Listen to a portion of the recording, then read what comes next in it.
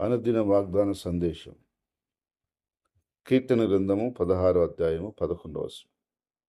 నీ సన్నిధిని సంపూర్ణ సంతోషం కలదు. నీ కుడి చేతిలో నిత్యము సుఖం కలుగు. ప్రియ సహోదరి సహోదరులారా, ప్రభు అంటున్నాడు, దేవుని సన్నిధిలో సంపూర్ణ సంతోషం కలదని, ఆయన కుడి చేతిలో నిత్యము సుఖం కలవని దేవుడు తెలియజేస్తున్నాడు. కాబట్టి ఇక్కడ దేవుని వాక్యంలో మనం గమనించినట్లయితే, ఎవరైతే దేవుని సన్నిధిలో వారు గడపగలుగుతారో వారు సంపూర్ణమైన సంతోషాన్ని అనుభవించగలుగుతారు. ఎవరైతే సంపూర్ణమైన సంతోషాన్ని అనుభవిస్తారో వారు దేవుడి చేతిలో ఉన్న నిత్యమైన సుఖాన్ని వాళ్ళు పొందుకోగలుగుతారు. ఈరోజు మానవుడు సంతోషం కొరకు లోకంలో ఏమేమో చేస్తున్నాడు. తాగుతాడు, ఆడుతాడు, సీరియల్ అంటాడు, సినిమా అంటాడు, క్రికెట్ అంటాడు, ఏవేవో ఈ లోక సంబంధమైనటువంటి కార్యక్రమాలు ఏమేమో చేసి ఆనందపడాలని అనుకుంటాడు.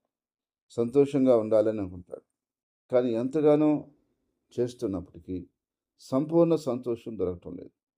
కాసేపు సంతోషం, కాసేపు దుఃఖము, అలా ఉంది జీవితం.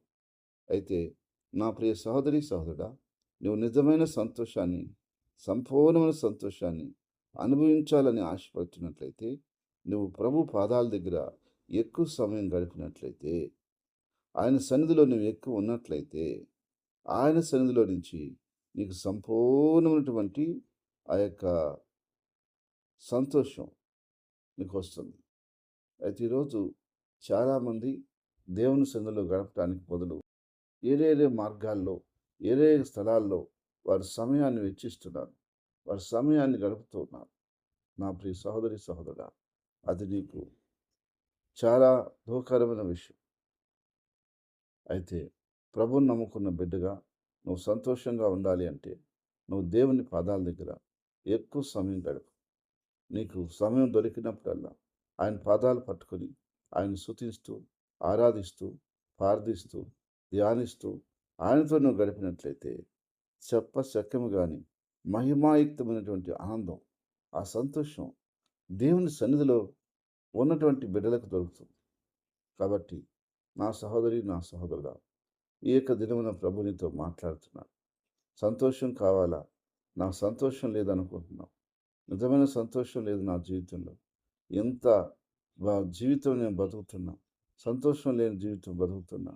నేనేం చేయాలి? ఎందుకు ఈ జీవితం అనుకుంటున్నావు. కానీ ప్రభు అంటున్నాడు, నువ్వు దేవుని సన్నిధిలో గడిపి చూడు.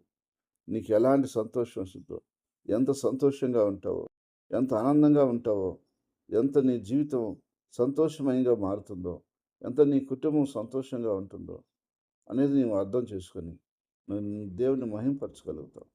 అయితే ఎవరైతే అలాంటి దేవుని సన్నిధిలో వారు నిత్యం గడిపేవారిగా ప్రభువుని పాదాలు పట్టుకొని పరిపూర్ణమైన సంతోషం అనుభవించేవారిగా ఉంటారో వారు సుఖంగా కూడా ఉంటారు. ఎందుకంటే ఆయన కుడి చేతిలో సుఖం ఉంది. కాబట్టి ఈరోజు నా ప్రియ సహోదరి సహోదరుడా, సుఖంగా ఉన్నావా అంటే ఏం సుఖంగా ఉన్నాను, ఏం బాగున్నాను, ఏం బాగలేను. అయితే ఎవరు సుఖంగా ఉండగలుగుతారంటే ప్రభు పాదాలు పట్టుకొని ప్రభు మీద ఆధారపడి ప్రభు సన్నిధిలో నిత్యము వారు ఆరాధన చేసుకుంటూ, స్తుతించుకుంటూ, దేవుని చెప్పినట్టుగా నడుచుకుంటూ, ఆయన సన్నిధానంలో వారు ఎవరైతే జీవిస్తున్నారో వారందరూ కూడా వారు ఎక్కడున్నా సరే ఖచ్చితంగా దేవుడు సుఖంగా ఉంటారు. వారు సంతోషంగా ఉంటారు, సమాధానంగా ఉంటారు, ఆశీర్వాదకరంగా ఉంటారు, నెమ్మదిగా ఉంటారు. ఏ భయం లేకుండా, ఏ టెన్షన్ లేకుండా, ఏ ఒత్తిడి లేకుండా వారు నిశ్చింతగా జీవించగలుగుతారు. ఎందుకంటే దేవుని సన్నిధిలో వారి సమస్యలన్నింటినీ, వారి బాధలన్నింటినీ దేవుని చేతులకు అప్పగిస్తారు కాబట్టి వాళ్ళ హృదయం చాలా పరిపూర్ణమైనటువంటి ఆనందంతో సంతోషం నింపబడుతుంది. వాళ్ళ హృదయం ఖాళీ అయిపోయి నెమ్మది, సంతోషం వచ్చి వారు ప్రశాంతంగా ఉండగలుగుతారు. ఆ టెన్షన్లు, ఒత్తిళ్ళన్నీ ప్రభు యొక్క నామములో తీసేయబడతాయి. అందుకని నువ్వు కూడా అలాంటి అనుభవాన్ని కలిగి ఉండాలంటే, అలాంటి జీవితం కావాలి అంటే, నా ప్రియమైన సహోదరి సహోదరుడా, ఈరోజు నుంచి ప్రభు పాదాల చెంత అధిక సమయం గడపటానికి నువ్వు ప్రయత్నం చెయ్యి. నువ్వు ఆరాధించు, స్తుతించు, ప్రార్థించు, ధ్యానించు. ఆయన యొక్క సన్నిధిలో నువ్వు గడుపుతూ ముందుకు సాగు. దేవుడు నీకు, నీ కుటుంబానికి సంపూర్ణమైన సంతోషం, ఆనందాన్ని, నిత్య సుఖాన్ని కలగజేసి వర్ధల చేయనుగాక. ఆమేన్. ప్రార్థన. యేసుక్రీస్తు ప్రభువా, నీ ఘనమైన నామానికి వందనాలు. మనిషి సంతోషం కొరకు ఏమేమో ఎతుకుతున్నాడు. ఎక్కడెక్కడో తిరుగుతున్నాడు. ఏమేమో చేస్తున్నాడు. అయినా నిజమైన సంతోషం లేదు. నిజమైన ఆనందం లేదు. ఆ సంతోషం కొరకు ఎన్నెన్నో పాటలు పడుతున్నాడు. కానీ నీ దగ్గర సంతోషం ఉందని మానవుడు తెలుసుకోలేక నీ దగ్గర రాక ఆ బాధలు, కష్టాలతోని, దుఃఖంతోనే ఉన్నాడు. కనుక నా ప్రభువా, ఈ మాటలు వింటున్న బిడ్డలు, నీ సంతోషం అనుభవించాలనుకున్న బిడ్డలు, ఎవరైతే నీతో గడపడానికి ఇష్టపడుతున్నారో వారందరినీ కూడా మీరు బలపరచండి. నీ సన్నిధిలో అధిక సమయం గడపటానికి వారికి నీ కృపనివ్వండి. అయ్యా, నీ కార్యాలు బలముగా మీరు సహాయం చేయండి. నిత్య సుఖము నీకు బిడ్డలకు అనుగ్రహించండి. అయ్యా, నిన్ను నమ్ముకొని మా ద్వారా నిన్ను ఆరాధిస్తున్న ప్రతి బిడ్డ కొరకు ప్రార్థన చేస్తున్నా. సంఘాలకు వస్తున్న బిడ్డలు కావచ్చు, యూట్యూబ్లో వాక్యం ఉంటున్న బిడ్డలు కావచ్చు, టీవీ కార్యక్రమం ద్వారా వాక్యం ఉంటున్న బిడ్డలు కావచ్చు, వీరందరి కొరకు ప్రార్థిస్తున్నాను. పేరు పేరున నీ కృపతో నింపి, బలపరిచి, ఆశీర్వదించి వదిలిచేవని ప్రార్థిస్తున్నాను. అయ్యా, నీ యొక్క మేలు చేత, నీ యొక్క సంతోషం చేత ప్రతి బిడ్డలు నింపమని ప్రార్థిస్తున్నాను. నా తండ్రి, ప్రతి విధమైన చీకటి కార్యాల్ని, దురాత్మ కార్యాల్ని, సుదృఢ శక్తుల్ని, మంత్రశక్తుల్ని, చాతుపడి శక్తుల్ని, చెల్లంగ శక్తుల్ని నీ ప్రజల మీద, నీ సంఘాల మీద ఎక్కడ పనిచేయకుండా యేసుక్రీస్తు నామములో కట్టి బంధిస్తున్నాను. నా తండ్రి, ఇంకా నీ బిడ్డలందరినీ జ్ఞాపకం చేసుకోండి. ఉద్యోగ విషయాల్లో మీరు సహాయం చేయండి. వ్యాపార విషయంలో మీరు సహాయం చేయండి. ఆర్థిక విషయాల్లో మీరు సహాయం చేయండి. బిడ్డలకు చదువు ఆరోగ్యాల్లో సహాయం చేయండి. బిడ్డల వివాహ విషయాల్లో మీరు సహాయం చేయండి. అయినా పెద్దలని, చిన్నలని సమాధానం నడిపించండి. ఏ కుటుంబ కలతలు, కలవరాలు లేకుండా తీసేయండి. అన్ని విషయాల్లో అయ్యా, నీ కృప చేసి సహాయం చేసి నడిపించి మహిమ పొందమని తండ్రి, ఈరోజు పుట్టినరోజును, వివాహ దినమును జరుపుకుంటున్న బిడ్డలని, కుటుంబాలని జ్ఞాపకం చేసుకోండి.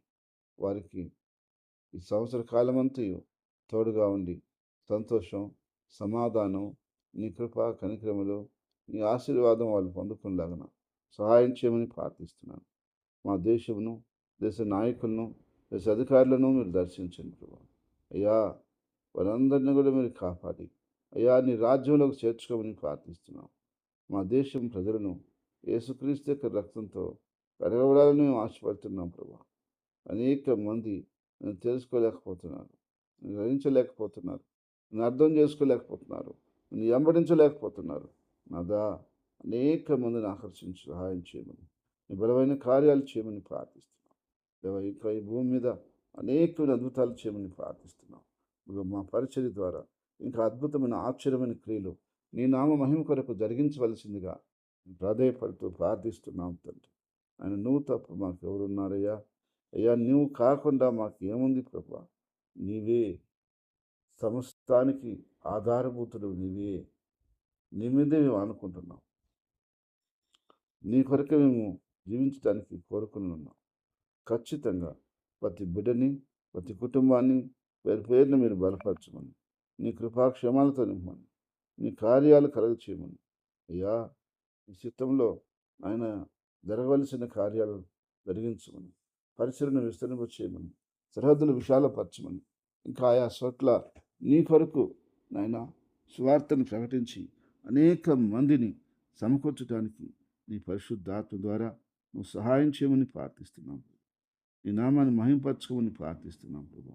ఇది నీ ప్రజలు వెళ్తున్న ప్రయాణాల్లో, మార్గాల్లో నువ్వు తోడుగా ఉండి నువ్వు సహాయం చేయి. నీ ప్రజలు చేయబోతున్న శుభకార్యాలు కానీ, ఏ కార్యక్రమమైనా, ఏ పని అయినా, ఏ ఉద్యోగమైనా, వ్యాపారమైనా, అయ్యా, ఏ చేతి పని అయినా, చదువైనా అన్నింటిలో నువ్వు తోడుగా ఉండి నీ ప్రజలకు మేలు చేసి ఆస్వాదించి దీవించమని, అన్ని విధాలుగా అయ్యా నీ కృపతో, నీ సంతోషంతో నింపుమని, లోపలికి వచ్చినప్పుడు మీరు దీవించబడతారు, వెలుపలికి వచ్చినప్పుడు మీరు దీవించబడతారని మీ లేఖనంలో రాయబడిన ప్రకారంగా నీ బిడ్డలు లోపలికి వచ్చినా దీవించబడాలి, వెలుపలికి పోయినా దీవించబడాలి. ప్రతి విధంగా నీ ప్రజలు దీవించబడుతూ ఉండాలి. నీ కార్యాలు బలంగా నీ పేరిట జరగాలి. నువ్వు నమ్మదైన దేవుడవు నాయన. సహాయం చేయమని యేసు నామమున ప్రార్థిస్తున్నాం తండ్రి. ఆమేన్.